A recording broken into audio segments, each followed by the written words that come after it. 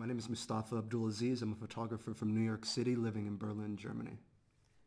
The starting point with the water project essentially came down to when I looked at the issue itself. I just spent about a year doing research, and I realized that it's such a big topic I didn't know necessarily where to begin. And my background as a photojournalist, you look at the root causes of things. You look at the building blocks, the foundation.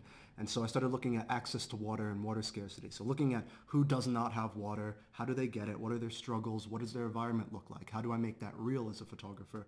So during the progression of my project in 2013, I was looking at different water issues in different countries.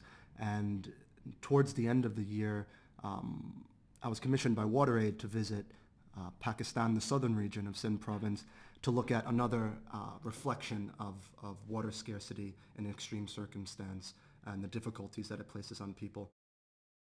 One of the images that I really latched onto in Tharpakar was a portrait of a woman that I photographed in one village. Her name was Sarupa Majnoor, and she was suffering from a very common disease in that area.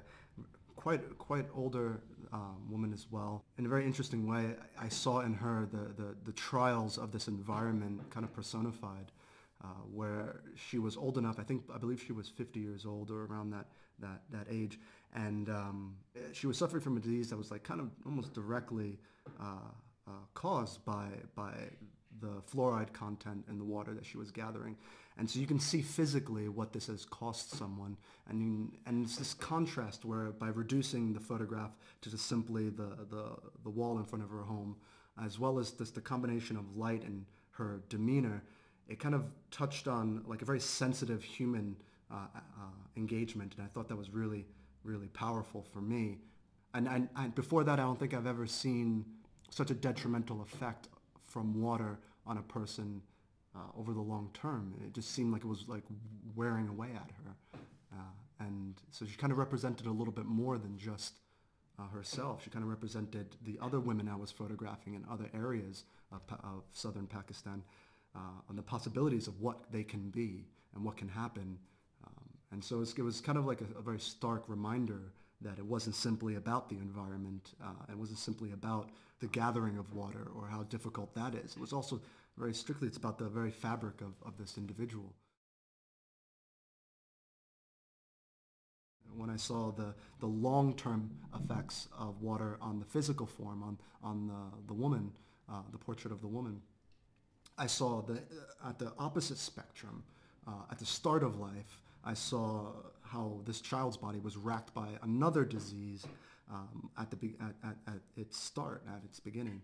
And I thought these two photographs reflected a common reality for not just Thatta and Tharpakar, but for the whole region itself that suffers from water scarcity and unsafe water, where in one portrait you see a woman whose body's been ravaged by a water-related illness, and then on the opposite spectrum you see a child at the beginning of its life also being ravaged by another water-related illness. And I thought these two photographs kind of were a very powerful diptych that was representative of what it's like to live with water scarcity and poor water. And just like in every other instance that I've witnessed across East Africa and West Africa, looking at water scarcity and access to clean water, it's people are always coming together. They're always during these hardships. They're relying on each other, whether that's through gathering water from a well and pulling on that rope together, or it's waiting for the water for their turn to gather water with these children. And I hope that by showing such an expansive collection of pictures, I'm able to impress upon a viewer that this weighs on another human being very heavily. And then it matters at the end of the day. Then it matters to both the people in Pakistan. It matters to the people that live in other countries that go through different forms of water scarcity or difficulties of gathering clean water. It's just another thread of a common issue that's affecting so many people. And if these photographs can kind of highlight that, I think they'll accomplish what I set out to do.